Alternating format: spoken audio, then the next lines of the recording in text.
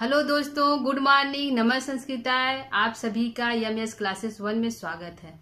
दोस्तों, आज हम लेकर उपस्थित हुए हैं जो कालिदास की रचना है रघुवंशम, जो एक महाकाव्य है दोस्तों, जो सर्गों में विभक्त है। तो यह इसमें कितने सर्ग हैं दोस्तों, और जो सर्गों के नाम है, इसको आज हम सामान्य परिचय में लेकर उपस्थित हुए और इसको आज हम पढ़ेंगे।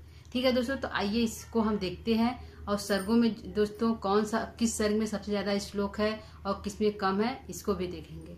ठीक है, तो आइए आज हम पढ़ना स्टार्ट करते हैं। जो है रघुवंशम, जो महाकाव्य है रघुवंशम, जो इसका सामान्य परिचय पढ़ेंगे। तो सबसे पहले है कि जो रघुवंशम है, इसके लेखक कौन है, इसके रचनाकार कौन है।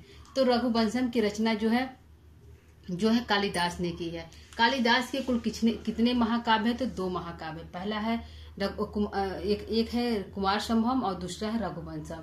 तो देखते हैं कि जो रघुवंशम है, इसके रचनाकार कौन है। तो कौन है दोस्तों, तो रचनाकार है कालिदास। कौन है, कालिदास। लेखक कौन है, कालिदास है। किसके, रघुवंशम के, जो एक क्या है, महाकाव्य है। काव्य विधा क्या है, रघुवंशम की काव्य विधा क्या है दोस्तों, तो इसकी काव्य विधा है महाकाव्य। क्या है, काव्य विधा क्या है, महाकाव्य है। किसकी, रघुवंशम की क्या है, महाकाव्य है।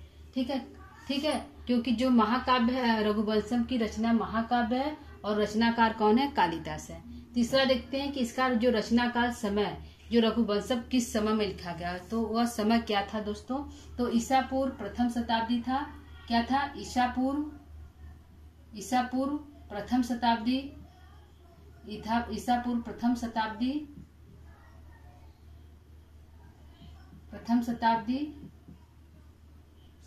प्रथम शताब्दी से ईसा पूर्व चतुर्थ शताब्दी तक। प्रथम शताब्दी से चतुर्थ शताब्दी ईसा पूर्व तक, से चतुर्थ शताब्दी ईसा पूर्व, चतुर्थ शताब्दी ईसा पूर्व है। ठीक है, ईसा पूर्व है। क्या है, रघुवंश का समय है, रघुवंश रचना का समय है ईसा पूर्व प्रथम शताब्दी से चतुर्थ शताब्दी ईसा पूर्व। क्या है, इसका जो है समय है। ठीक है, अगला देखते हैं नायक कौन है, रघुवंशम के नायक कौन है दोस्तों। तो नायक जो है रघुवंशम के जो विद्वान है, जो हमारे विद्वान कुछ कवि हैं, उन्होंने कहा कि जो रघुवंशम के नायक कुछ विद्वान या कवि जो है दिलीप को भी मानते हैं, कुछ मनु को मानते हैं, कुछ अज को मानते हैं, कुछ लोग इंदु जो है अज को और रघु को मानते हैं, तो और कुछ राम को मानते हैं। तो दोस्तों, जो हमारे 19 सर्ग हैं, 19 सर्गों में जो 5 सर्ग 10 से लेकर 15 सर्गों तक जो है राम का वर्णन है। तो इस हिसाब से जो इसके नायक दोस्तों राम हो सकते हैं, क्योंकि जहां भी प्रश्न पूछा गया है कि रघुवंशम के नायक कौन है, तो राम को ही जो है मान्यता दी गई है। तो इसके जो नायक है कहेंगे राम है। कौन है, राम नायक है। और नायिका के रूप में हमारी सीता है। कौन है, सीता है। सीता जो है नायिका है, राम नायक है और सीता नायक है। नायक के रूप में और लोग हैं, जैसे दिलीप है, दिलीप भी है, और जो है रघु को माना जाता है और अज को माना जाता है, रघु को माना जाता है, अज को माना जाता है। इस सबको भी नायक की श्रेणी में रखा गया, क्योंकि जो हमारा रघुवंशम है दोस्तों, रघु के नाम से इस जो महाकाव्य का नाम रघुवंशम पड़ा। इसलिए विद्वानों का कहना है कि जो रघु ही है इस महाकाव्य के नायक है, लेकिन और विद्वानों के अनुसार राम को माना जाता है। इसलिए हमारा आंसर दोस्तों राम ही होगा। क्या होगा, अगर पूछा कि रघुवंशम के नायक कौन है, तो राम को ही मान्यता दी जाएगी। राम हमारे नायक है, नायिका जो है सीता है। इसमें किस रस का प्रयोग किया गया है, जो रघुवंशम है इसमें किस रस का प्रयोग किया गया दोस्तों, तो मुख्य रूप से वीर रस का प्रयोग किया गया। किसका है, वीर रस का मुख्य रूप से प्रयोग किया गया है। लेकिन इसमें जो है इसमें और अनेक और रस पाए जाते हैं, जैसे करुण रस है, अज विलाप, इंदुमती अज जो विलाप है, वहां पे करुण रस की प्रधानता है, तो करुण रस भी है। और श्रृंगार रस की भी को दिखाया गया, तो इसमें श्रृंगार और करुण रस भी है, लेकिन मुख्य रूप से वीर रस का प्रयोग किया गया, इसलिए इसमें जो है वीर रस है। ठीक है, और सर्वाधिक श्लोकों वाला सर्ग कौन सा है, जो महाकाव्य है ये 19 सर्गों में विभक्त है। क्या है दोस्तों, ये हमारा 19 सर्ग है, तो 19 सर्गों में विभक्त है। तो पूछा गया है कि सर्वाधिक श्लोकों वाला सर्ग कौन सा है, तो सर्वाधिक श्लोकों वाला सर्ग दोस्तों हमारा ब्रह्मा है। क्या है, ब्रह्मा हमारा जो है सर्वाधिक श्लोकों वाला सर्ग है, ब्रह्मा है सर्ग है। और इसमें कुल कितने श्लोक हैं, तो 104 श्लोक है। ब्रह्मा है, श्लोक कितने हैं, तो 104 है। कितने हैं, 104। ठीक है, और दूसरा है निम्नतम श्लोकों वाला सर्ग क्या है, तो निम्नतम है 18वां। क्या है? 18वां जो हमारा निम्नतम सर्ग है। और जो है इसमें श्लोक कितने हैं? श्लोक कितने हैं दोस्तों? तो 53 है। कितने हैं? 53 हमारे इसमें श्लोक है। ठीक, सबसे छोटा है, सबसे बड़ा है। क्या है? यह सबसे बड़ा 104 है, यह सबसे छोटा 153 है, यह 18वां है और यह 12वां है। ठीक है, अगला देखते हैं इसमें रीति क्या है। तो जो कालिदास दोस्तों हमारे वैदर्भी रीति के लिए विख्यात है, तो इसमें मुख्य रूप से वैदर्भी रीति है। कौन सी रीति है? वैदर्भी रीति है। वैदर्भी रीति इसमें मुख्य रूप से है। ठीक है, अगला है इसमें अलंकार क्या है। तो कालिदास दोस्तों उपमा अलंकार के लिए प्रसिद्ध है, लेकिन जो रघुवंशम है इसमें अनुप्रास अलंकार का ज्यादा प्रयोग किया गया है, तो इसमें अनुप्रास अलंकार होगा। क्या होगा? अनुप्रास अलंकार। अनुप्रास अलंकार। ठीक है, अगला देखते हैं कथा का मूल स्रोत क्या है। जो कथा हमारी है वह कहाँ से ली गई? रघुवंशम की जो कथा है कहाँ से ली गई दोस्तों? तो यह रघुवंशम की जो कथा है वाल्मीकि रामायण से ली गई। कहाँ से ली गई दोस्तों? वाल्मीकि रामायण से ली गई है जो कथा है। कहाँ से? वाल्मीकि रामायण से। वाल्मीकि रामायण से ली गई है। रामायण से यह कथा ली गई। कौन सी कथा का मूल स्रोत है? रघुवंशम वाल्मीकि रामायण ली गई है, लेकिन इसको पुराणों में भी कहते हैं कि जो कथा है वो कहाँ से लिया गया है। तो पद्म पुराण, मनु पुराण और विष्णु पुराण इत्यादि ग्रंथों से भी इस कथा को लिया गया है, लेकिन मुख्य रूप से हमारा होगा वाल्मीकि रामायण। ठीक है, 19 सर्गों में राजा कितने हैं? तो 19 सर्गों में राजा की संख्या दोस्तों 29 माना जाता है कि 19 सर्ग में कुल राजाओं की संख्या 29 है। लेकिन यदि मनु और इक्ष्वाकु वंश सहित राजा माने तो 31 है। कितने हैं? 31 राजा हैं। कितने हैं? 31 है। और यदि ऐसे हैं तो 29 है। 29 राजा हैं। ठीक है, 29 राजा हैं। तो यदि पूछा कि 19 सर्गों में कुल कितने राजा हैं? तो 29 राजा है। और यदि पूछा कि मनु सहित या पूछा इक्ष्वाकु कुल वंश में कुल कितने राजा हैं तो 31 राजाओं का वर्णन किया गया है। प्रथम और अंतिम राजा कौन? तो प्रथम राजा जो है मनु, यानी मनु को ही वैवस्व मनु भी कहा जाता है। तो कौन है? वैवस्व मनु है।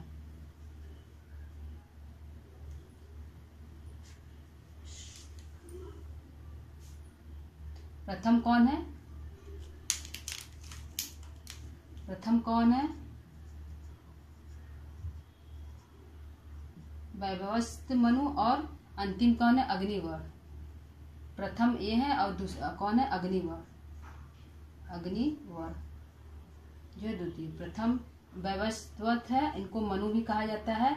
और ये जो है दूसरे है अग्निवर। ये है प्रथम है, ये अंतिम है।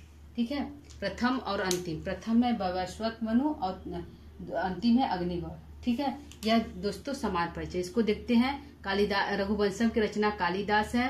काव्य विधा महाकाव्य है। ईसा पूर्व प्रथम शताब्दी से चतुर्थ शताब्दी के मध्य इनका जन्म हुआ था। नायक राम है। दिलीप, रघु इत्यादि को भी नायक माना जाता है। सीता नायिका है। वीर रस का प्रयोग किया गया है। 12वां सर्ग सबसे बड़ा सर्ग है। 18वां सर्ग सबसे छोटा सर्ग है। श्लोक 104 है और 53 है। वैदर्भी रीति का प्रयोग किया गया रघुवंशम में और अनुप्रास अलंकार का प्रयोग किया गया है। यह जो है कहाँ से लिया गया है? उपजीव क्या है? तो वाल्मीकि रामायण है। 29 राजा, कुल कितने राजा है? तो 29 राजा है। और मनु इक्ष्वाकु सहित कुल 31 राजाओं का वर्णन मिलता है। प्रथम और अंतिम राजा कौन है? तो प्रथम है वैवस्वत मनु और अंतिम है अग्निवर। आइए यहाँ पर देखते हैं कि सर्ग क्या है। तो कुल हमारे सर्ग दोस्तों 19 है। पूछा जाएगा कि रघुवंशम में कुल सर्गों की संख्या कितनी है? तो 19 है। ठीक है, और श्लोक यहाँ पे है। तो श्लोक क्या है? तो जो प्रथम सर्ग हमारा है, प्रथम सर्ग हमारा है वशिष्ठ आश्रम अधिगम। क्या है? वशिष्ठ आश्रम अधिगम। प्रथम और द्वितीय सर्ग में क्या है दोस्तों? प्रथम और द्वितीय सर्ग में, ये जो प्रथम सर्ग है और द्वितीय सर्ग में, इसमें जो है राजा दिलीप का वर्णन है। किसका? राजा दिलीप का। प्रथम और द्वितीय राजा दिलीप का वर्णन है। दिलीप का वर्णन, राजा दिलीप का वर्णन है प्रथम और द्वितीय सर्ग में। इसमें राजा दिलीप को जो है पुत्र की प्राप्ति नहीं होती। क्या होती है? राजा दिलीप को पुत्र की प्राप्ति नहीं होते हैं। तो इस समस्या को लेकर वह जो वशिष्ठ मुनि के आश्रम में प्रवेश करते हैं। अधिगम माने जाना। पहला सर्ग क्या है? वशिष्ठ आश्रम अधिगम। तो कौन जाते हैं वशिष्ठ आश्रम के अधिगम में? तो राजा दिलीप जाते हैं। किस लिए जाते हैं? पुत्र प्राप्ति की समस्याओं का समाधान करने के लिए कि उनको पुत्र प्राप्ति क्यों नहीं हो रही है। तो वह बताते हैं कि तुमने जो इनकी जो है कामधेनु जो गाय होती उसकी जो है तुम्हारी पत्नी सुदक्षिणा ने अनादर किया है, क्योंकि गाय जो है कामधेनु गाय बैठी हुई थी और जो है वहां से सुदक्षिणा निकल गई, ध्यान नहीं दी, प्रणाम नहीं की, जिससे है कामधेनु रुष्ट हो गई है। यदि तुम उसके बच्चे यानी नंदिनी का जो कामधेनु का बछड़ा है नंदिनी, यदि उसकी सेवा यदि तुम दोनों करते, राजा दिलीप यदि उसकी सेवा करते हैं तो पुत्र प्राप्ति होगी। तो राजा दिलीप और सुदक्षिणा जो है नंदिनी गाय की सेवा करते हैं। किसकी करते हैं? नंदिनी गाय की सेवा करते हैं। तो सेवा कितने दिन करते हैं? 21 दिन। यहाँ पूछेगा सेवा कितने दिन किया? तो 21 दिन किया, 21 दिन। ठीक है, 21 दिन सेवा किए। कौन? राजा दिलीप। और जो है कुंभोधन नामक जो सिंह का भेष धारण करके जो है कामधेनु जो है कुंभोधन नामक सिंह का भेष धारण करके जो है इस नंदिनी पर आक्रमण कर देती है, जिससे कि राजा दिलीप उसको बचाते हैं कि आप मुझे खा लीजिए लेकिन इस नंदिनी गाय को मत खाइए। ठीक है, इससे प्रसन्न होकर जो है नंदिनी गाय बहुत खुश हो जाती है, प्रसन्न होती है और उन्हें पुत्र प्राप्ति का वरदान देती है। किसको? राजा दिलीप को। तो पुत्र प्राप्ति का वरदान कौन देता है? तो नंदिनी गाय देती है। नंदिनी गाय की माता क्या नाम है? तो कामधेनु है। और जो है कितने दिनों तक राजा दिलीप ने सेवा की थी? 21 दिन तक राजा दिलीप ने सेवा की थी। ठीक है, किसके कहने पर राजा दिलीप ने नंदिनी की सेवा की? तो ऋषि वशिष्ठ के कहने पर दिलीप ने सेवा की। राजा दिलीप की पत्नी क्या नाम है दोस्तों? तो सुदक्षिणा है। क्या नाम है? सुदक्षिणा जो है इनकी पत्नी का नाम है। तो द्वितीय सर्ग हमारे दोस्तों इंपॉर्टेंट है। प्रथम सर्ग में वशिष्ठ आश्रम अधिगम है, द्वितीय सर्ग में नंदिनी वरदान है। द्वितीय सर्ग में जो है सुदक्षिणा और जो है दिलीप जो नंदिनी गाय की इतनी अधिक सेवा करते हैं 21 दिनों तक कि वो प्रसन्न होकर जो है वरदान के रूप में पुत्र प्राप्ति का वरदान देती है। तो इसमें श्लोक संख्या जो है दोस्तों 95 है और इसमें जो है 75 है। ठीक है, यह श्लोक संख्या प्रथम सर्ग में 95 है श्लोक संख्या और द्वितीय सर्ग में 75 है। ठीक है, अगला देखते हैं रघु राजाभिषेक। जब राजा दिलीप को पुत्र प्राप्ति होती तो राजा दिलीप के पुत्र का क्या नाम है दोस्तों? तो रघु नाम है। क्या नाम है? रघु नाम है, जो राजा दिलीप के पुत्र का नाम है। तो रघु का जो राजाभिषेक होता है, जब कुछ दिन बीत जाता है पुत्र प्राप्ति हो जाती है, तो रघु जो पढ़ता है तो तृतीय चतुर्थ और पंचम सर्ग में क्या है? आधा पंचम है, तो तीसरा चौथा और पांचवा ये तीनों जो सर्ग है रघु के लिए प्रसिद्ध है, रघु के लिए आया है। तो पहले तो जो है रघु का राजाभिषेक होता है, किसमें? तृतीय सर्ग में। द्वितीय सर्ग में राजा रघु जो है दिग्विजय के लिए जाते हैं। उन्होंने जो है अश्वमेघ यज्ञ किया। राजा दिलीप जो है पूछा जाएगा कि राजा रघु जो अश्वमेघ किस राजा ने किया? तो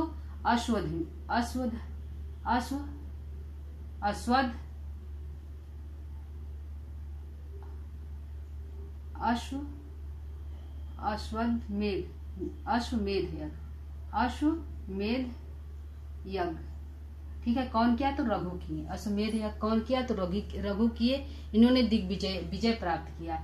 राजा रघु ने दिग्विजय प्राप्त किया और अश्वमेध यज्ञ किया और स्वयंवर अधिगम। दूसरे सर्ग में वह स्वयंवर में अभिगमन करते हैं। जो इंदु स्वयंवर होता है, जो है स्वयंवर होता है, इंदु नहीं दोस्तों, जो स्वयंवर होता है तो उसमें जो है राजा रघु जाते हैं और उसके बाद स्वयंवर वर्ण, उसके बाद जो है स्वयंवर का वर्ण होता है, रघु का विवाह इत्यादि कार्यक्रम जो होते हैं 6वें सर्ग में होता है। ठीक है,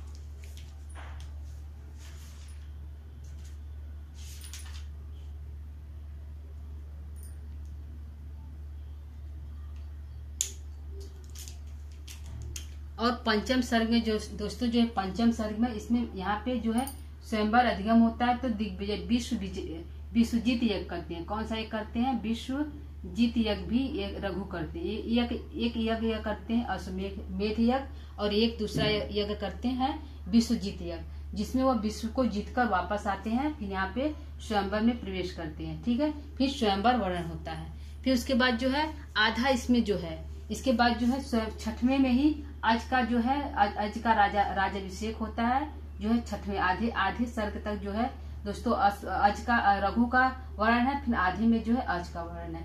तो आज का जो है राज्याभिषेक 6वें सर्ग में होता है और आज का पारिग्रह 7वें सर्ग में होता है। आज का जो पारिग्रह किसमें होता है? अज और इंदुमती का विवाह जो होता है 6वें सर्ग में होता है। अज और इंदुमती, अज प्लस इंदुमती, इंदुमती का विवाह जो होता है जो है 7वें सर्ग होता है।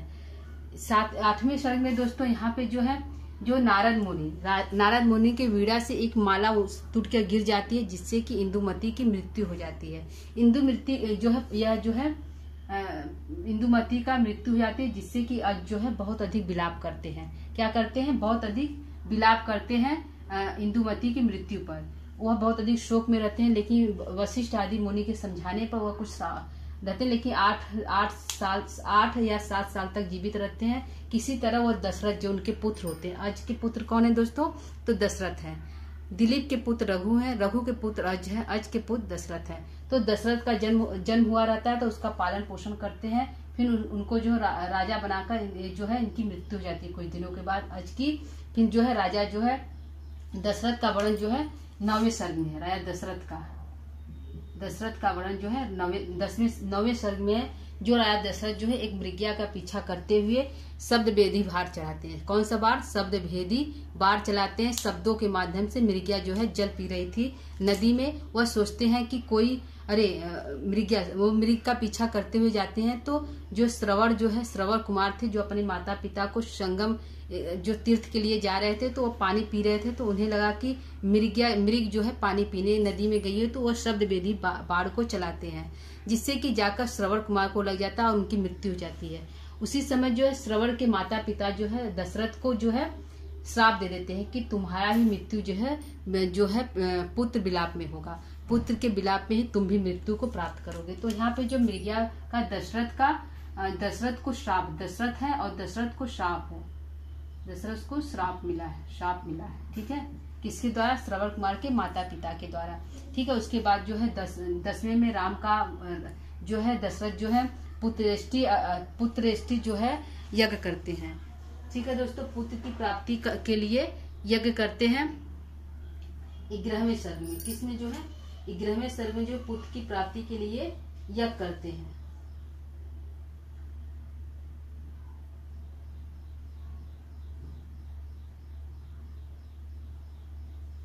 ठीक है, पुत्रेष्टि यज्ञ करते हैं। पुत्रेष्टि यज्ञ करते हैं दशरथ। ठीक है, तो राम का जो जन्म होता है यहाँ पे 10वें अंक में जो है विश्वामित्र जो है राम लक्ष्मण को राक्षस के वध के लिए ले जाते हैं। राम लक्ष्मण को फिर विश्वामित्र जो है मिथिला ले जाते हैं। वहां पे जो है 11वें सर्ग में राम सीता और चारों भाइयों का विवाह होता है। इसमें जो है सीता विवाह वर्णन, तो इसमें राम का भी विवाह होता है, लक्ष्मण का विवाह होता है, भरत का, शत्रुघ्न, चारों लोग का विवाह होता है। फिर उसके बाद जो है इसी सर्ग में 11वें सर्ग में दोस्तों राम को वनवास होता है, भरत को जो है राजगद्दी मिलती है। उसके बाद जो है सीता का अपहरण होता है। फिर हनुमान जो है पता किया जाता है। तो 12वें सर्ग में जो है दोस्तों राम और रावण की जो है युद्ध होती है, जिसमें रावण की मृत्यु हो जाती है। तो युद्ध कई दिनों तक चलता है, इसलिए जो है सबसे बड़ा सर्ग है। क्या है? सबसे बड़ा सर्ग जो है हमारा 12वां सर्ग है, क्योंकि युद्ध जो है राम और रावण का युद्ध होता है, जिसमें सीता को प्राप्त करना होता है। तो यह युद्ध कई दिनों तक चला, तो इसका सर्ग भी सबसे बड़ा है। ठीक है, उसके बाद युद्ध करने के बाद जो है राम जो है पुष्पक विमान से वापस अयोध्या आते हैं और रास्ते में दंडका रण मिलता है, उसको देखते हुए सीता को भी दिखाते हुए अपने यहाँ पे आते हैं। और जो है अयोध्या में आकर जो है इनका राज्याभिषेक होता है। राज्याभिषेक जो है राम का राज्याभिषेक होता है इसमें 12वें में राज्याभिषेक होता है 12वें सर्ग में राम का राज्याभिषेक जो है 13वें सर्ग में होता है। 14वें सर्ग में जो है राम जो है सीता का परित्याग कर देते हैं। ठीक है, जो सीता जो है वाल्मीकि आश्रम में जाकर निवास करती है। कहाँ करती है? वाल्मीकि आश्रम में जाकर निवास करती है। वहां पे लव कुश का जन्म होता है, लव और कुश का जन्म होता है। ठीक है, वाल्मीकि आश्रम में निवास करती है और लव कुश का जन्म होता है। ठीक है, उसके बाद जो है राम जो है अपने पुत्र को यानी कि कुश को, ठीक है, पुत्र को जो है कुश को राजा बना देते हैं। राजा बनाकर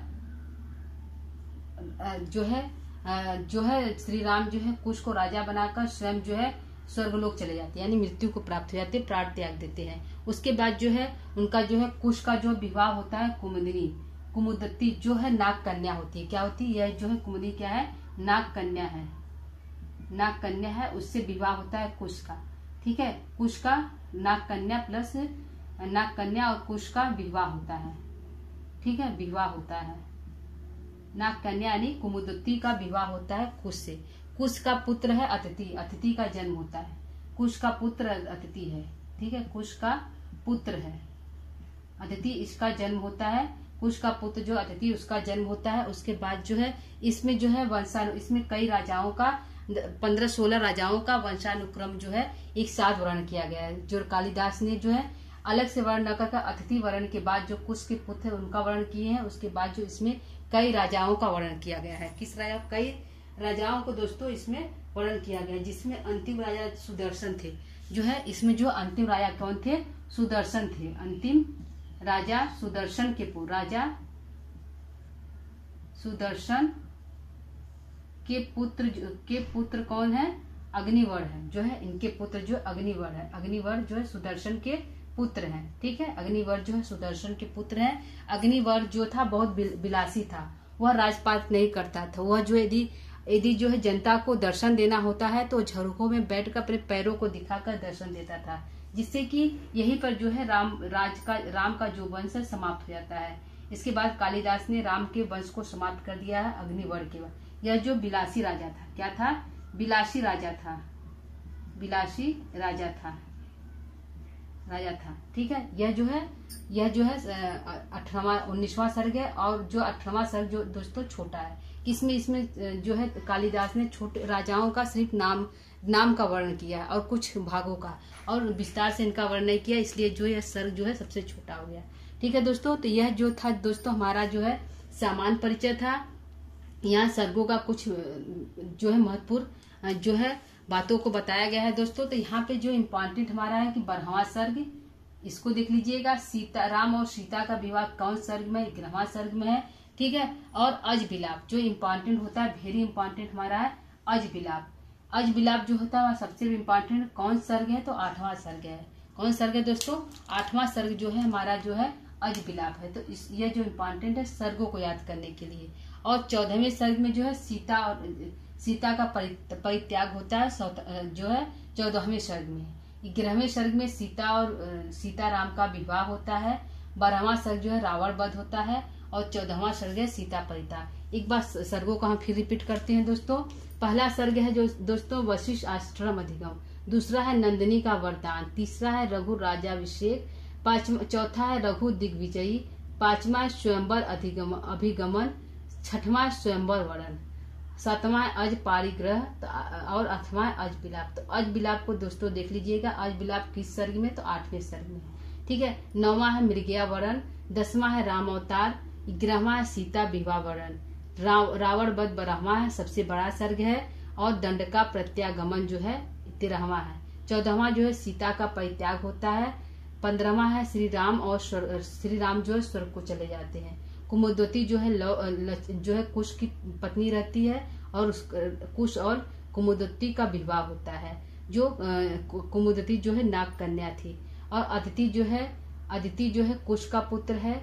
उसके बाद जो है कालिदास ने वंशानुक्रमण जितने भी राजाओं को नाम देकर उन राजाओं को समाप्त कर दिया है। उसके बाद जो अंतिम राजा है अग्निवर है। अग्निवर किसके पुत्र है? तो सुदर्शन के पुत्र हैं। ठीक है, अग्निवर का वर्णन किया गया। अग्निवर जो विलासी राजा था, यहीं पर जो है कालिदास ने उनके वंश को समाप्त कर दिया गया। राम के वंश के यही तक का वर्णन प्राप्त है। ठीक है दोस्तों, तो यह जो है हमारा सामान्य परिचय हो गया रघुवंशम का। ठीक है दोस्तों, उम्मीद करती हूँ कि आपको यह समझ में आया होगा। ठीक है, इसकी जो लिखावट है दोस्तों थोड़ा छोटा है। आप थोड़ा सा इसके जो है स्क्रीन को बड़ा करके आप इसके जो सर्गों को देख सकते हैं।